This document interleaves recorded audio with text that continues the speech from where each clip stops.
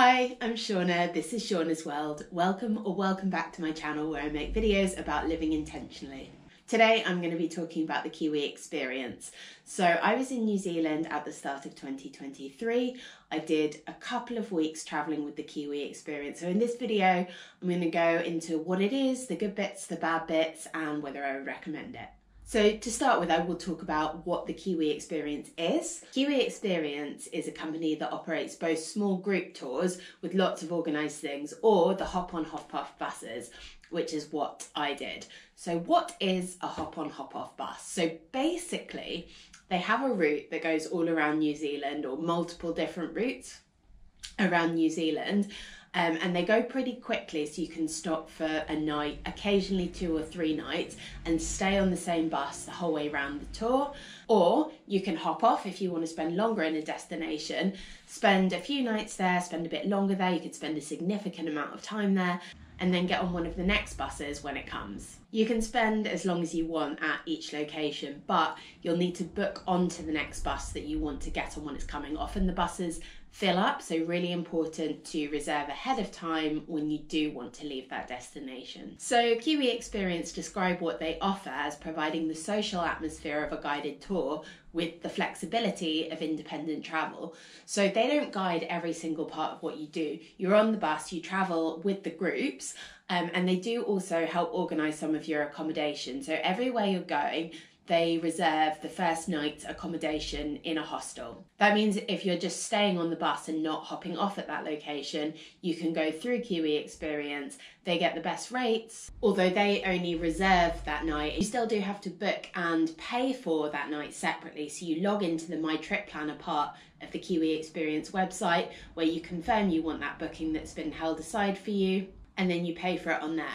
If you want to stay somewhere else, if you want to stay additional nights and get the next bus, or if you want a private room, for example, in a hotel, then you'll have to do that yourself. But it does mean that if you do want to just go with the Kiwi Experience hostels, it's pretty easy. Kiwi Experience also have partnerships with different kind of tour and experience operators in all the locations that you visit.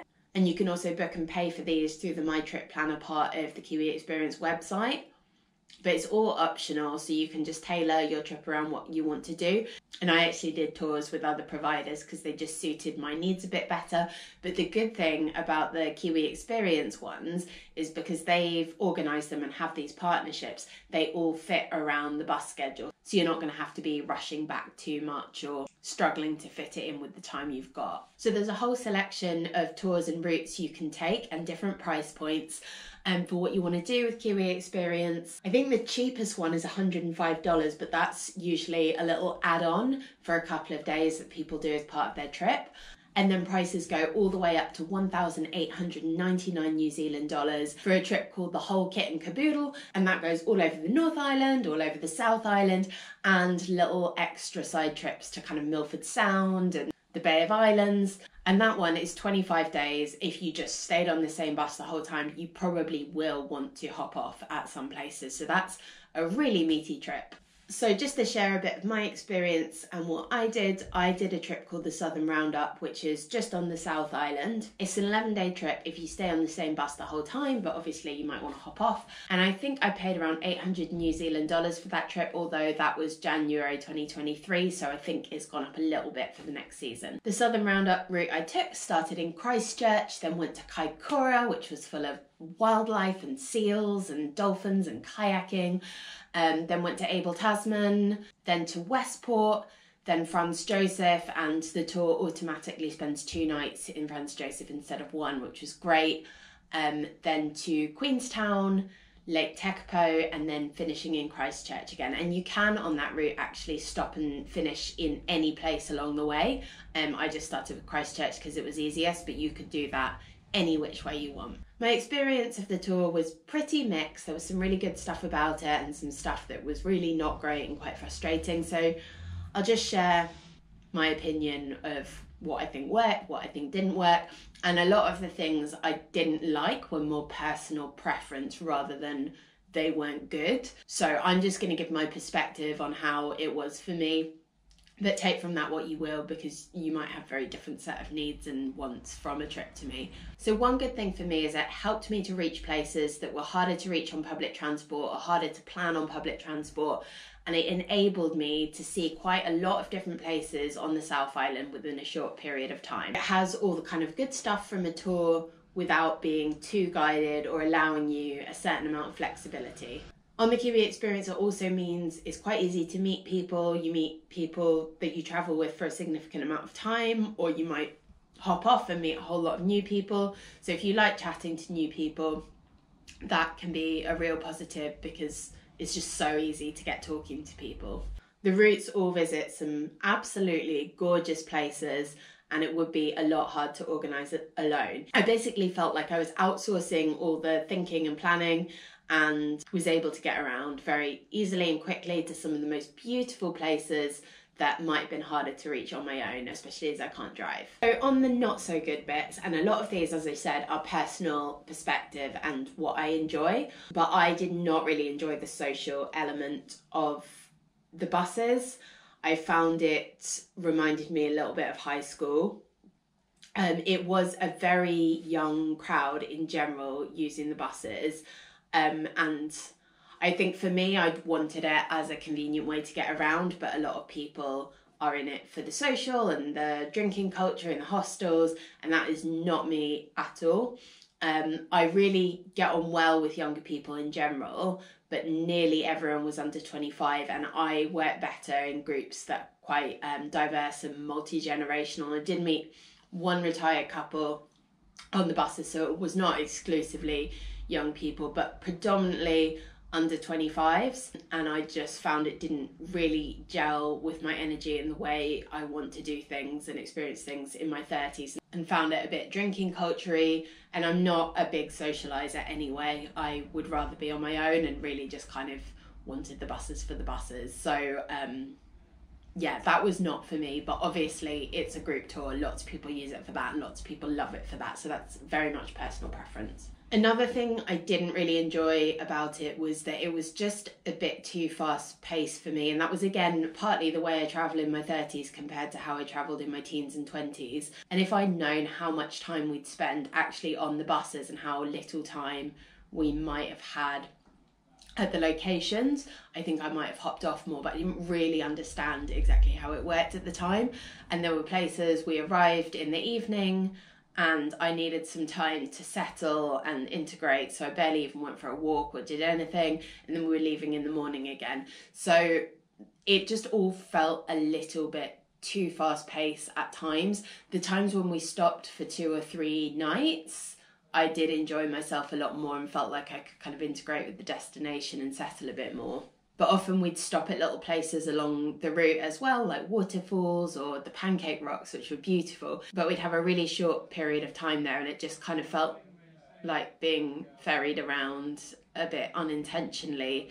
Yeah, and that was it. It kind of took some of the intentionality out of travel for me. And then I guess in terms of value for money, it is cheap compared to tours in general, where it's more guided, but it would be expensive compared to doing it public transport or hitchhiking. I was very pushed for time, so it made sense to do it this way. But you're paying extra for the kind of tour style experience and the convenience of the bookings, but actually I didn't like that so much. I didn't want the social. So I mean, it's tricky. I think if I'd done it another way, I would have needed more time, but I didn't love the way it was. It takes out a bit of the ability for spontaneity, and especially sometimes I'd get to a place and think, oh, I want to hop off, but the next bus would be full. So it didn't feel as flexible as I'd have liked.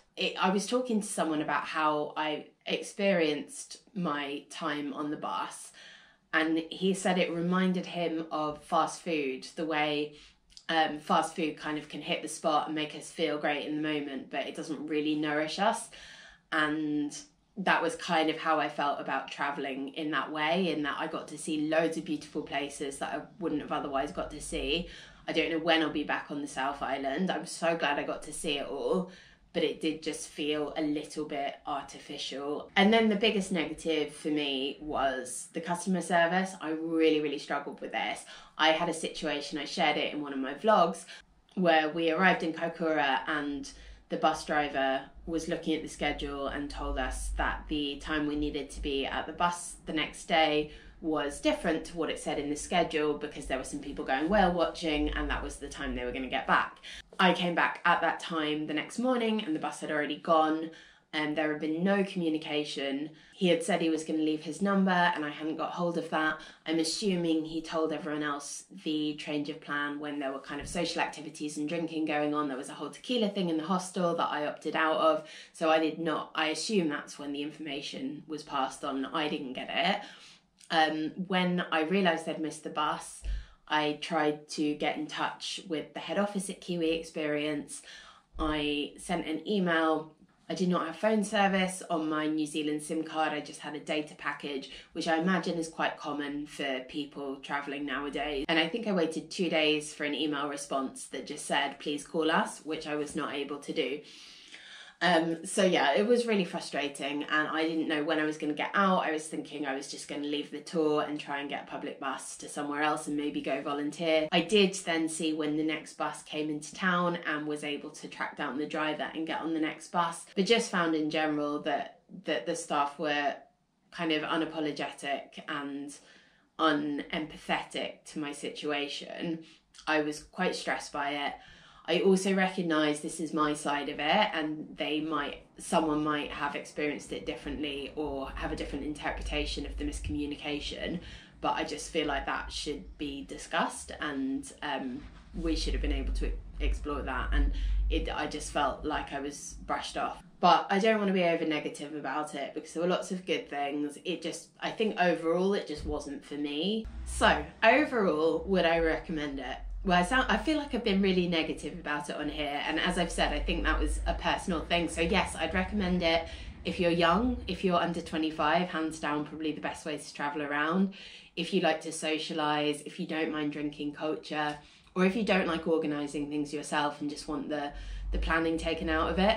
And I think what I would do differently is, because I tried to originally plan using regular public buses, but I didn't know what I should be typing in and what routes I should be looking for. And now I have a better understanding of that. I think I would be able to plan a trip more easily by public bus. If I had a bit longer in New Zealand, I'd have done more of a hitchhiking, slower paced travelling round, but I was on a time limit and on a budget.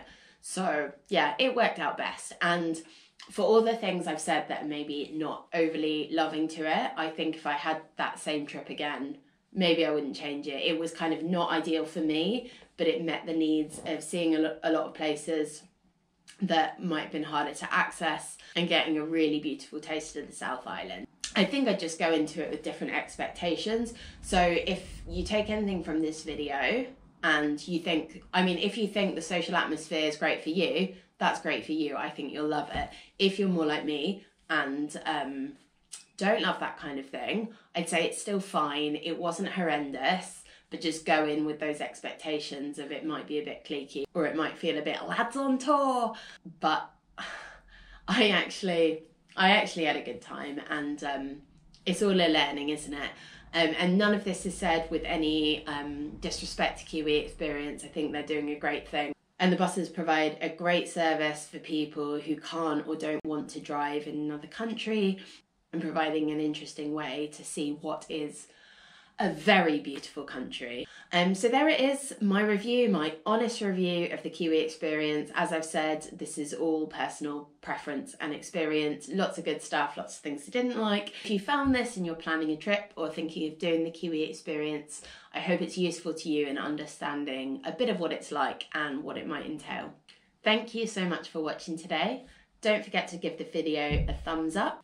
For more videos, please subscribe to my channel.